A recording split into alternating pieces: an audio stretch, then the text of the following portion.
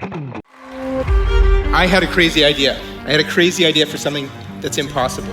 Shazam can identify any song in between 2 to 5 seconds. And these are professors at Stanford and MIT. They said there is no technology that can do that. It's impossible because of the noise and the scale. You've got a product that most of us around the world all are delighted by. What do you think created this belief inside of you that says, I can do things people say are impossible? There was no iTunes, there was no Spotify, there was no digital database. We invented the algorithm that everyone said was impossible. And that's what I wanted to tell you about today. The creation of Shazam, but also the ways to think differently to create anything. Chris has 12 patents, one found today within the Google search algorithm. How did we do this? How did we create this thing that people find magical? Now, before Shazam almost failed, I almost failed. Because I have dyslexia, and I always struggled in academics.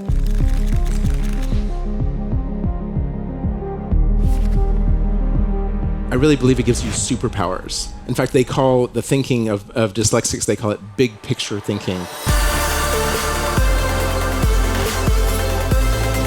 We have to question all the assumptions to make sure that we're breaking down to these basic truths, these raw ingredients. That's what leads to the breakthrough ideas. Turns out our brains are actually wired to think traditionally. We think from what we know. We think from the assumptions because that's efficient.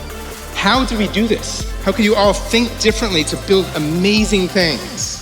There's these insights, these learnings, these takeaways that anyone can use. We have a tendency to simply accept friction. Whenever you eliminate cognitive load and you make something that much easier to use, you're creating something that's delightful.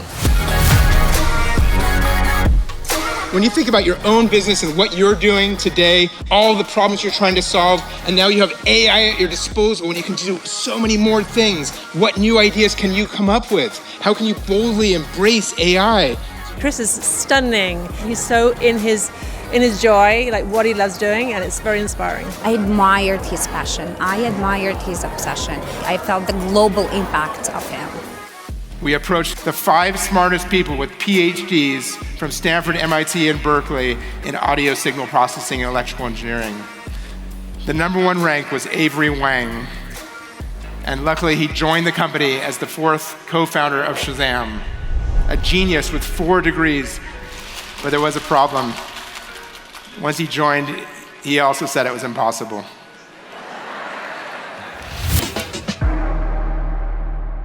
The aha moment of Shazam was not, what's that song? That was not the aha moment. The aha moment was, what if you could do it from the sound in the air coming to the microphone of the phone? And I can still remember being in one venture capital firm's office, a very famous VC that you all know, but I won't say. And I can remember that venture capitalist sitting across the table in his slick gray suit, and I showed him the demo of Shazam, and he said, I just don't see why anyone would ever use that. When people hear this Shazam story, the most common question I get asked is, did you ever want to give up? Entrepreneurs ask me that. And I thought about it, and I realized, no, I never wanted to give up. And the reason is because I was so emotionally connected to my dream. And I always knew that we were going to get there eventually. You can feel the impact of what you do, and that makes it so personal. And now, I don't know if you would do this, but I did. I went to my computer and I thought, what was the name of that venture capitalist guy? And I sent him an email, and it said, it turns out people will use this. Apple is buying Shazam for $401 million. Our connection to emotions, our personal connection to creating something amazing is what allowed us to beat humongous companies that copied our product and launched their own versions. Defy those barriers, all those obstacles. Have creative persistence to overcome that system is set up to stop you. How can you come up with a new way to delight people? A new way by building from basic truths, by thinking differently, by questioning the assumptions. When you do these things, unexpected great things happen.